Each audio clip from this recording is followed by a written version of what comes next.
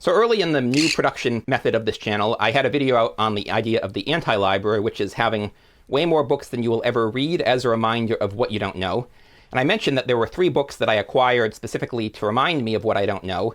And a big part of these 3 books is they were relatively cheap, but well, I'll get into it, but the price was part of it, and then also what they remind me of is part of it. And I made a video on that, but I want to redo it because, first of all, I had the camera up higher, so it's one of those videos where it looks like I'm not looking at the camera. And then the other thing is that I was a lot less confident in... One of the reasons I made this video is because I was sort of uncomfortable talking about my conclusions on all of these books, and now I'm more comfortable actually stating my conclusions, and I think I still got to them, but it was a little more hedgy and awkward and uncomfortable. And so the first of these books, which I got for free, so one of them I got for free, one I got for $4, and one I got for $10. And honestly, I just got it because I was at the Ron Paul birthday barbecue and it was a free book. But then I started thinking about it because the premise of this book is basically about, so they call it leftism, but it's, it's the mainstream managerial establishment astroturfing of stuff, which growing up in that milieu, I learned about how the counter-establishments, like the Koch brothers, Thiel, were doing the same thing. And I've heard about the stuff about Soros, both that it's a conspiracy theory in some ways, but also a lot of it's sort of underlying truth. And I realized this is not a partisan or it's basically just the elites want to convince people to buy into their narratives no matter where they are. And so this is sort of a reminder of, this is something I would have, especially look at this cover, I would have been like, oh, this is like a anti-Semitic right-wing conspiracy theory because Soros is front and center, and completely dismissed this even 5 years ago. And I'm like, no, probably true. They might be overstating things. I'd have to read it to see. But it's also kind of underspecified because this is just what the elites do, whether they're mainstream establishment or counter-establishment.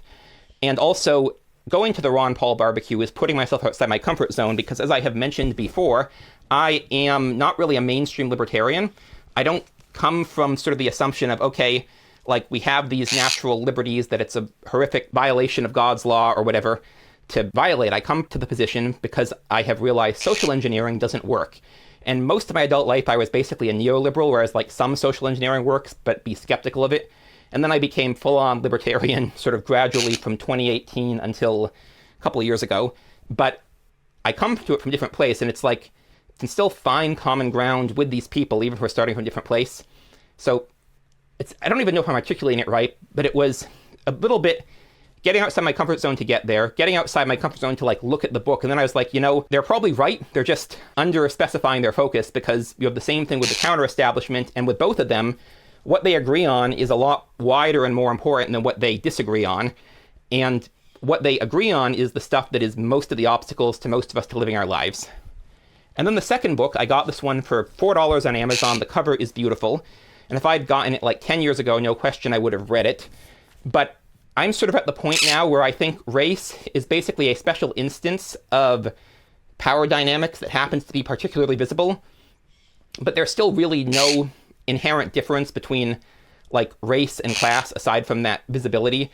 And it works basically the same way. And racism is a pretext for all sorts of abuses of power. And then anti-racism, as Musa al-Harbi has talked about in We've Never Been Woke, also becomes a pretext for abuses of power, especially on class. And so this one, I'm I still read stuff on race, but it's been, I mentioned Booker T. Washington and a lot of stuff on Southern Africa. But I'm interested in the power dynamics and sort of how it lays that bare. And so maybe I will end up reading this one because this, let's see, what is the actual...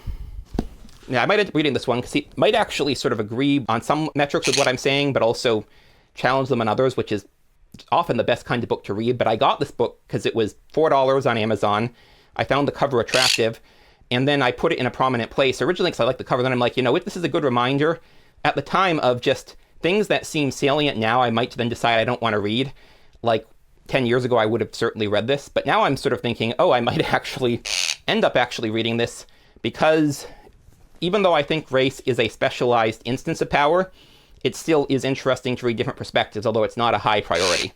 But I acquired it, again, mostly because it was attractive, and then put it because it was attractive, and then to remind myself, you can't read everything.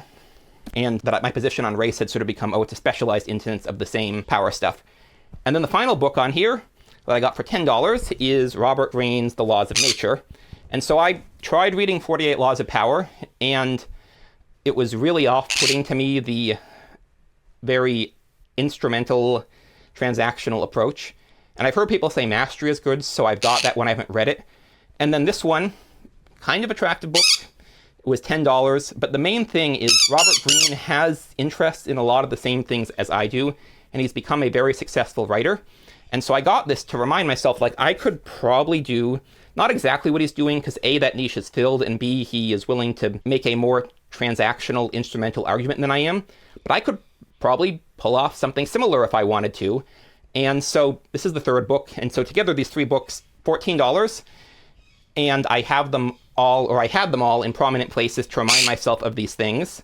So wanted to talk about that. Wanted to redo this video with a little bit more confidence in terms of, yeah, I went to the Ron Paul barbecue and I'm a libertarian if I didn't agree with them. Yeah, I do think race is a specialized instance of power and not something as special, as unique as I sort of grew up thinking it is. And then, yeah, I do think I could have Robert Greene levels of success if I wanted to do something sort of similar. I have decided I don't really want to try to be a symbolic capitalist. I want to be an actual capitalist, but I think I could, and I still, like, I want to pursue writing about it. So that's why I got these three books as sort of reminders of this, even though I had no plans on reading them. And if I do decide to write my own books on stuff similar, I might end up reading Seeing What He Said, but probably not, because I'd have to have someone tell me he actually added something interesting in this book. And then again, this one, I might actually end up reading, because even if I think race is only a specialized instance of power dynamics, I still, looking at the blurb, it looks like it might be a combination of stuff that I would agree with and stuff that I wouldn't necessarily agree with, and that challenges my thinking, and so might be worth reading, but I don't know if, when I will. And then this last one that I got for free, I mean, it's the shortest one. I still probably won't read it unless I get really interested in how these sort of dark money networks work. But again, I got these not to read, but just as reminders of what I don't know. So anyways, thanks for watching. I'm Magpie, this is Leela, and we'll see y'all in the next one.